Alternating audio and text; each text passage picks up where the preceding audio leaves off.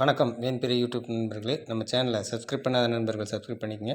கூடவே பெல் ஐக்கனை கிளிக் பண்ணி வச்சுங்க. அப்போ தான் நம்ம போடக்கூடிய வீடியோ உடனுக்குள்ளே வந்து சேரும். நீங்கள் இன்னும் நம்ம டெலிகிராம் சேனலில் ஜாயின் பண்ணல அப்படின்னா மஸ்ட்டாக ஜாயின் பண்ணிக்கங்க. டிஸ்கிரிப்ஷன்லேயும் ஃபஸ்ட் கமெண்ட்லேயும் பின் பண்ணி வைக்கிறோம். வாங்க இன்றைக்கி வீடியோக்குள்ளே போகலாம். ஐபிஎல்லோட 36வது மேட்ச்சு கேகேஆருக்கும் ஆர்சிபி இடையில் நடக்குது. இது மதியான match 3:30 PM today 3:30 PM match start ஆகுது. Eden garden Kolkata KKR home கிரவுண்டில் இந்த மேட்ச் நடக்குது. ஸோ இதோட சின்ன இந்த பிச்சு ப்ரிவியூ மட்டும் லைட்டாக பார்த்துடலாம். ஸோ இங்கே டோட்டலாக 89 மேட்சஸ் நடந்திருக்குது. அதில் 37 மேட்ச் பேட்டிங் ஃபஸ்ட்டும் 52 தடவை பேட்டிங் செகண்டும் வின் பண்ணியிருக்கிறாங்க. 165 அப்படிங்கிறது ஆவரேஜ் ஸ்கோராக இருக்குது. ஸோ இந்த கிரவுண்டு ஈடன் கார்டன் கொல்கத்தா ரொம்ப பழமையான கிரவுண்டு. இதில் ஆவரேஜ் ஸ்கோர் அப்படிங்கிறது நிறையா முறை வந்திருக்கு.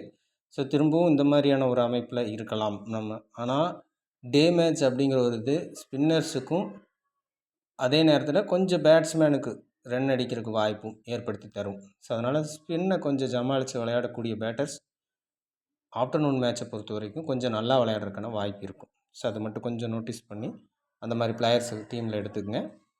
ஸ்கோரிங் பேட்டர்ன் எப்படி இருந்திருக்கு அப்படின்னு பார்த்தா 150 பிலோவாக 27 முறையும், 150லிருந்து 69 வரைக்கும் 19 முறையும், 170லிருந்து 89 வரைக்கும் 27 முறையும், 190 எபோவாக 16 முறையும் நடந்திருக்கு. இந்த 190 எபோங்கிறது இந்த ஆஃப்டர்நூன் மேட்ச்சில் ஒரு 6 மேட்ச் வரைக்கும் நடந்திருக்கு.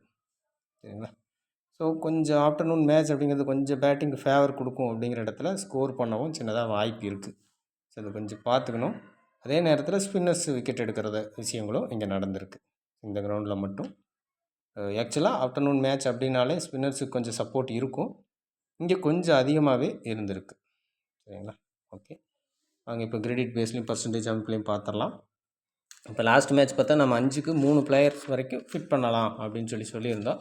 3க்கு அதிக வாய்ப்பு அப்படின்னு சொல்லியிருந்தோம். பட் 2 பிளேயர் தான் வந்திருந்தாங்க. Kuldeep Yadav, Travis head, Klaasen, Pat Cummins இவங்க எல்லாமே வார்னர் 3 பேருமே ஃப்ளாப் ஆகியிருந்தாங்க. ஸோ இதில் ஆக்சுவலாக கிளாசன், டிராவிஸ் ஹெட்டில் யாராவது ஒருத்தர் தான் எடுக்கணும். லாஸ்ட்டு மேட்ச் 2 பேர்த்தோட பர்ஃபார்மன்ஸ் எப்படின்னு பார்த்துருப்பீங்க. ஸோ அப்போ ஒரு பிளேயர் தான் எடுக்கிற மாதிரி வரும். ஸோ அது ஓகே. இங்கே குல்தீப் யாதவ் சிங்கிளாக இருந்தார் மஸ்ட்டு அப்படிங்கிற மாதிரி ஃபஸ்ட்டு வச்சு சொல்லியிருந்தோம் வாய்ப்பு இருக்குது அப்படின்ட்டு. ஸோ அதை அப்படியே யூஸ் பண்ணியிருந்தால் ஓகேவாக இருக்கும். வார்னர் உள்ளே கொண்டு வந்து இதுதான் சில நேரங்களில் நமக்கு கன்ஃபியூஸை கொடுப்பாங்க. ஸோ அது மட்டும் கொஞ்சம் பார்த்துக்கணும். வந்திருந்தால் வார்னர் வந்திருக்கணும் 3வது ஆளாக. ஸோ வரல, 2 பேர். ஓகே, இதே தான் தொடர்ச்சியாக நடக்குது. 9 கிரேடு குறைவான பிளேயர்ஸ் வர்றது அப்படிங்கிற விஷயம் நடந்துகிட்ருக்கு. ஸோ இன்றைக்கி மேட்ச்சுக்கு எவ்வளோ பேர் இருக்காங்க, எவ்வளோ பேர்த்துக்கு வாய்ப்பு இருக்கும் அப்படின்னு பார்க்கலாம். Faf to Blessy, Virat Kohli, Naren, Russell. So 4 பேர் இருக்காங்க. ஸோ 4 பேர் இருக்கும்போது இங்கே ஒருவேளை எந்த டீம் வின் ஆகுதோ அந்த டீமோட 2 பிளேயர் வந்துட்டு லாஸ் ஆகிற டீமில் ஒரு பிளேயர் அப்படிங்கிற மாதிரியும் பண்ணலாம். இது வந்து சேஃப் டீமாக மேக் பண்ணுறவங்களுக்கு நல்லா கேட்டுக்குங்க. 3 பேர்த்துக்கும் ஒரு வாய்ப்பு இருக்குது. சேஃபாக டீம் மேக் பண்ணுறவங்க இந்த மாதிரி 3 பேர்த்த வச்சுக்குங்க. பட் பாசிபிலிட்டி அப்படின்னு பார்த்தா 2 பிளேயருக்கான வாய்ப்பு தான் அதிகமான பாசிபிலிட்டி. ஸோ ஒரு சின்ன வாய்ப்பு 2 சைடும் ஒரு வேளை பேட்டிங் ட்ராக் அமைச்சு கொடுத்துட்றாங்க அப்படிங்கிற மாதிரி இருந்தால் 3 பிளேயர் உள்ளே வர்றதுக்கான வாய்ப்பும் இருக்கும். ஏன்னா இந்த 4 பேர்த்தில் 3 பேர் பேட்டிங் பேஸில் தான் இருக்காங்க. ரசல் மட்டும்தான் பவுலிங் பேஸில் இருக்கார். ஸோ அவரும் கொஞ்சம் முன்னாடி லாஸ்ட் மேட்ச் கொஞ்சம் முன்னாடி இறக்குனாங்க. நல்லா ரன் வரும்போது கொஞ்சம் முன்னாடி இறக்க பார்ப்பாங்க. ஸோ அந்த வகையில் அவரையும் பேட்டிங் பேஸில் யோசிக்கலாம். ஸோ அப்போது 4மே பேட்டர்ஸ். ஸோ நல்ல ஸ்கோரிங் ட்ராக்காக இருந்துச்சுன்னா 3 பிளேயரை ட்ரை பண்ணுறது பெட்டர். ஸோ அதர்வைஸ் 2 பிளேயர் அப்படிங்கிற மாதிரி ட்ரை பண்ணிக்கோங்க. ஸோ அடுத்து 8.5ல் ஒரே ஒரு பிளேயர். ஸோ நீங்கள் ட்ரை பண்ணி பார்க்கலாம். Mitchell Starc single player. கண்டிப்பாக லெவலில் சின்னதாக சேஞ்ச் இருக்க வாய்ப்பு இருக்குது. கிரெடிட் பேஸ் அமைப்பை வச்சு பார்க்கும்போது பார்க்கலாம் ஸோ எப்படி இருக்குதுன்ட்டு. Low credit players last match பார்த்துருந்தீங்கன்னா தெரியும். இப்போ அடுத்த லோ கிரேட் தான் பார்க்க போகிறோம். லாஸ்ட் மேட்ச் கிட்டத்தட்ட 6.5லிருந்து 5 பிளேயர் உள்ளே வந்திருந்தாங்க. ஸோ இது ரொம்ப ரேரு.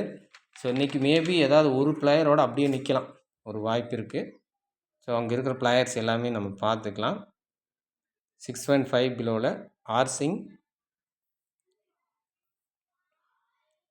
வைசாக் விஜயகுமார், வைபவ் அரோரா,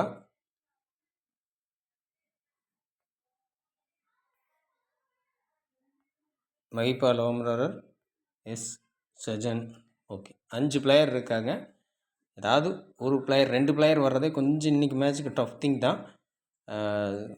லாஸ்ட் மேட்சோட பாதிப்பு இந்த மேட்ச்சில் இருக்கலாம், சரிங்களா? ஸோ அப்படி பார்க்கும்போது கொஞ்சம் குறைவாக வரும். ஸோ அதுக்கு முன்னாடி மேட்ச்சு பார்த்தீங்கன்னா தெரியும் லாஸ்ட் மேட்ச் ஏன் வந்துச்சு அப்படிங்கிறதுக்கு. அதுக்கு முன்னாடி மேட்ச்சை நீங்கள் செக் பண்ணிங்கன்னா தெரியும்.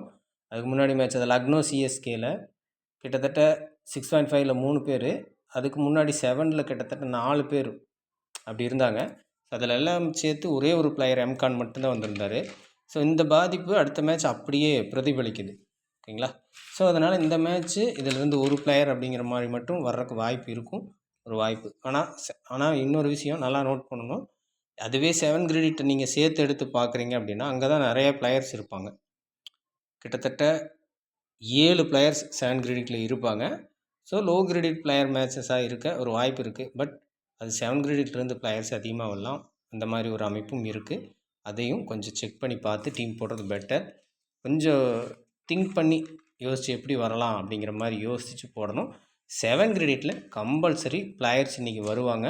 மினிமம் 2 இல்லைன்னா 3 பிளேயர், 3 பிளேயருக்கு கூட வாய்ப்பு இருக்கும், சரிங்களா? அந்த 7 கிரெடிட் பிளேயர்ஸை கொஞ்சம் நோட் பண்ணி வச்சுக்கோங்க. ஸோ அதை வேணாலும் நம்ம ஃபிட் பண்ணி கட்டிடலாம். இப்போ காட்டினதில் ஒரு பிளேயர். ஸோ என்னோடய திங்கிங்கில் 2 யூஸ் பண்ணுறதும் உங்களுடைய சாய்ஸ். 2க்கும் ஒரு சின்ன வாய்ப்பு இருக்குது. பட் ஒரு பிளேயருங்கிறது மட்டும் கம்பல்சரி ஒன்று தான் அப்படிங்கிற மாதிரி இருக்குது. ஸோ அதையும் யோசிக்கணும். ஏன்னா சில நேரம் ஏதாவது ஒரு பிளேயர் மாதிரி மாற்றத்தை கொடுத்துட்றாங்க. ஸோ அதை நீங்கள் ஆல்ரெடி பார்த்துருப்பீங்க. கொஞ்சம் கவனமாக பார்த்துக்குங்க. உங்களுடைய நாம் சொல்கிற இந்த விஷயத்தில் உங்கள் திங்கிங் கொஞ்சம் யூஸ் பண்ணி பாருங்கள். 7 கிரெடிட்டில் லாஸ்ட் மேட்ச் பிளேயரே வரல. ஸோ இன்றைக்கி மேட்ச்சுக்கு அப்படியே பிளேயர்ஸ் அதிகமாக இருக்காங்க. இதே விஷயந்தான் லக்னோ சிஎஸ்கே மேட்ச்சில் நடந்துச்சு. 3 பிளேயர் இருந்தாங்க. பட் அப்போ அதுலேயும் ஒரு பிளேயர் வந்துட்டாங்க. பட் அடுத்த மேட்ச்சு அப்படியே கிட்டத்தட்ட 7 பிளேயர் உள்ளே வந்திருந்தாங்க. அந்த 7ல் 5 பிளேயர் அப்படியே ட்ரீம் டீம் வந்திருந்தாங்க, சரிங்களா? அதே போல் ஒரு அமைப்பு தான் இன்றைக்கி மேட்ச்சுக்கும் இருக்குது. இதுலேயும் 7 பிளேயர், ஒரு 4 பிளேயர் வரைக்கும் கூட வரலாம். ரொம்ப ரேர் சினாரியோ, பட் அமையவும் ஒரு வாய்ப்பு இருக்குது. இதே ஹைபிக் லோபிக் கால்குலேஷனில் பார்த்தீங்கன்னாலும் தெரியும். ஒரு 2 மேட்ச் நிறைய பிளேயர்ஸ் லோபிக் பிளேயர்ஸ் உள்ளே வர்றதும், 2 மேட்ச் ஹைபிக் பிளேயர்ஸ் உள்ளே வர்றதும், இந்த விஷயம் மாறி நடக்குது இல்லையா? ஸோ அப்போ இன்றைக்கி லோபிக் பிளேயர்ஸ் அதிகமாக உள்ளே வர்றாங்கன்னா இங்கேருந்து பிளேயர்ஸ் அதிகமாக வர வாய்ப்பு இருக்கலாம். ஓகே, 2 டீமோட ஸ்ட்ரென்த்தும் அது மாதிரி இருக்குது. கேகேஆரை பொறுத்த வரைக்கும் நரேன் மட்டும் சிங்கிளாக ப்ளே பண்ணி கொடுத்துட்ருக்காரு. அவர் மிஸ் ஆச்சு அப்படின்னா சிங்கிள் பிளேயர்ஸ், அதாவது low credit players, low percentage players தான் விளையாடி கொடுக்கணும். ஸோ அந்த ஒரு அமைப்பு ஏற்படலாம். இது ஒரு கெஸ் தான். ரிஸ்க்கை ட்ரை பண்ணுறவங்க மட்டும் இந்த விஷயத்தை ட்ரை பண்ணி பாருங்கள். ஓகே, இப்போ பர்சன்டேஜ் அடிப்படையில் பார்த்துடலாம். 75 எபோவில் மொத்தம் 6 பிளேயர் இருக்காங்க. ஜிஎலுக்கு ரிஸ்க் எடுத்தால் தான் வாய்ப்பு கிடைக்கும். ஸோ அதனால தான் அந்த விஷயத்தை சொன்னோம். ஸோ 6 பிளேயர் இருக்காங்க. இப்போ லாஸ்ட் மேட்ச் அதுக்கு முன்னாடி மேட்ச்சில் சின்னதாக செக் பண்ணிகிட்டே இருங்க. செக் பண்ணி பார்த்துட்டே இருந்தீங்கன்னா தான் அந்த விஷயங்கள் புரியும். நம்ம நேற்று பர்சன்டேஜ் அடிப்படையில் சொன்ன மாதிரி 7ல் 4 பிளேயர்ஸ் அப்படிங்கிறது வந்துச்சு. ஒருவேளை உங்களுக்கு கிரெடிட் குழப்பமாக இருக்குது அல்லது பர்சன்டேஜ் குழப்பமாக இருக்குதுன்னா இந்த 2 அமைப்பில் ஏதாவது ஒரு அமைப்பை மட்டும் யூஸ் பண்ணி டீம் மேக் பண்ணுங்கள். இதை 2ஐயும் ஷார்ட் பண்ணுற மாதிரியான ஒரு மெத்தேடு நம்ம இப்போ தான் கண்டுபிடிச்சிட்ருக்கோம். ஸோ அது சிம்பிளாக இருக்கிற மாதிரி தெரியுது. ஸோ அது மோர் சக்ஸஸ் அப்படின்னா அந்த விஷயத்தை நம்ம வீடியோவில் தருவோம். அது ரொம்பவும் ஈஸியாக இருக்கும், சரிங்களா? ஸோ அது அப்சர்வேஷனில் தான் இருக்குது. ஏன்னா இது கன்ஃபியூஸ் ஆகுது அப்படிங்கிறீங்க. 2ஐயும் எளிமையாக்குற விதமாக ஒரு வழி கண்டுபிடிச்சிட்டு தான் இருக்குது, ஓகேங்களா? சரி, ஓகே, வீடியோ லேட் ஆயிரும், அப்புறம் பார்த்துக்கலாம். ஓகே, இது வந்து 75 எபோவில் இதில் மினிமம் 3 பிளேயருக்கான வாய்ப்பு இருக்கும். ஒரு வேளை பேட்டிங் ட்ராக்காக இருக்கும் பட்சத்தில் 4 பிளேயர் வரைக்கும் ட்ரை பண்ணலாம். ஸோ அதே தான். இப்போ இந்த 4 பிளேயர் பார்த்தீங்கன்னா 9 கிரெடிட்டில் பொறுத்து பார்த்தீங்கன்னா அப்படியே தான் இருக்கும். ஸோ அதுலேயே நீங்கள் மினிமம் ஒரு பிளேயரை நீங்கள் ட்ராப் பண்ணி ஆகணும். இப்போ தினேஷ் கார்த்திக் சால்ட்டில் ஏதாவது ஒரு பிளேயரை ட்ராப் பண்ணுற மாதிரி வரும். அவ்வளோதான் இங்கே சிம்பிளான விஷயம். 4 பிளேயர் எடுக்கிறீங்க அப்படின்னா. ஸோ அடுத்து 50 to 75ல் Will Jacks, Shreyas Iyer, Mitchell Starc, Varun Chakravarthy, Ferguson. So 5 player இருக்காங்க. டோட்டலாக இங்கே 11 பிளேயர் கணக்கு வந்தாச்சு. ஸோ 5 or 6 பிளேயர்ஸ் மட்டும் இந்த 11 பிளேயர்லேருந்து வர்ற மாதிரி வாய்ப்பு இருக்கும். 6 பிளேயர்ஸ் அப்படிங்கிறது எடுத்துக்கலாம். ஒருவேளை இந்த மேட்ச் தான் ஹை பிக் பிளேயர்ஸ் நிறைய வர்ற மேட்சாக இருக்குமா அப்படி சொல்லி பார்த்தோம் அப்படின்னா, அந்த லோ கிரெடிட் பிளேயர்ஸ் நம்ம பார்த்தோம் இல்லையா? ஸோ அந்த பிளேயர்ஸில் யாராவது ஹை பிக்கு இருக்காங்கன்னா வில் ஜாக் மட்டும் இருக்கார். ஸோ அதை தவிர்த்து வேறு யாரும் அந்த ரேஞ்சில் இருக்கிற பிளேயர்ஸ் இல்லை. ஸோ அதனால் 5 இல்லைன்னா 6 பிளேயர் தான்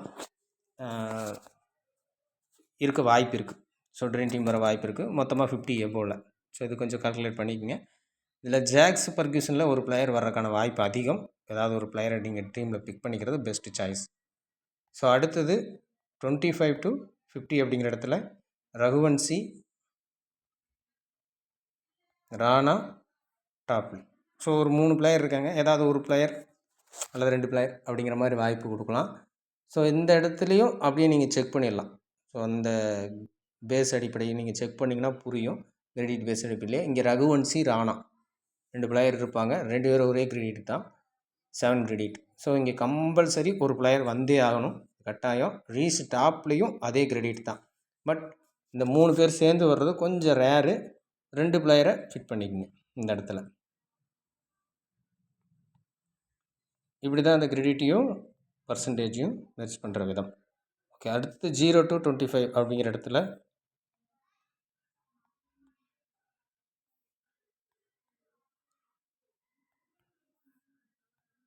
ஓகே ஒரு 10 பிளேயர் இருக்காங்க. மினிமம் 3 or 4 பேட்டிங்கில் கம்பல்சரி 1 or 2 அப்படிங்கிற அளவுக்கு வர வாய்ப்பு இருக்கும். ஸோ அதை ஃபிட் பண்ணிக்கங்க. பவுலிங்கில் ஏதாவது ஒரு பிளேயரை ட்ரை பண்ணி பார்க்கலாம். பேட்டிங்கில் 2 பிளேயர், பவுலிங்கை சார்ந்து ஒரு பிளேயர் அப்படிங்கிறத ட்ரை பண்ணி பார்க்கலாம். இது மினிமம் கால்குலேஷன். ஸோ இதை தாண்டி இன்னொரு பிளேயர் 2 பிளேயர் எடுக்கிறதும் உங்களுடைய சாய்ஸஸ். இந்த இடத்துக்கு நீங்கள் அந்த கிரெடிட்டை மெர்ஜ் பண்ணி பார்த்துக்குங்க. அவ்வளோதாங்க விஷயம். ஸோ அதை வச்சு தான் நீங்கள் அந்த சூட்டபிள் பண்ண முடியும். ஓகே, அடுத்தது கேப்டன் விசி ஆப்ஷன். கேப்டன் விசியை பொறுத்த வரைக்கும் நீங்கள் டாப் பிக்கில் ஃபிட் பண்ணுறதே பெட்டர் சாய்ஸ். ஸோ அதில் ரொம்ப ரிஸ்க் எடுக்க தேவையில்லை. ஸோ அதை பார்த்துக்கணும். ஸோ அப்படி தான் வந்துட்டுருக்காங்க. டாப் கேப்டன், டாப் விசி யாருன்னு பார்த்தீங்கன்னா சுனில் நரேனும் விராட் கோலியும். இவங்க 2 பேருமே 2 டீமோட டாப் பிக் பிளேயர்ஸாக இருக்காங்க.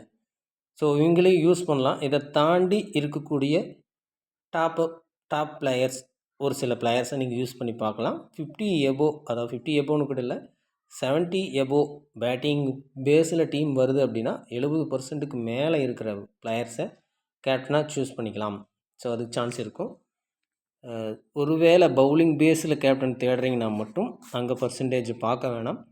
ஸோ லோ பிக் பிளேயராக இருக்கிற பிளேயர்ஸும் கேப்டன் வர சான்ஸ் இருக்கும். இது லாஸ்ட் மேட்ச் நடந்திருந்தது இல்லையா?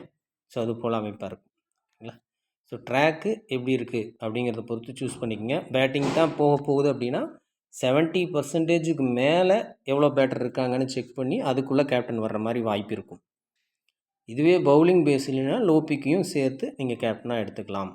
ஓகேங்களா? ட்ராக்கை பார்த்து சூஸ் பண்ணிக்கோங்க. ஓகே, மீண்டும் அடுத்த மேட்ச்சுக்கான வீடியோ இன்னொரு 1 ஹவருக்குள்ளே நம்ம போட்டுட்றோம். அதுவும் பாருங்கள். நன்றி, வணக்கம்.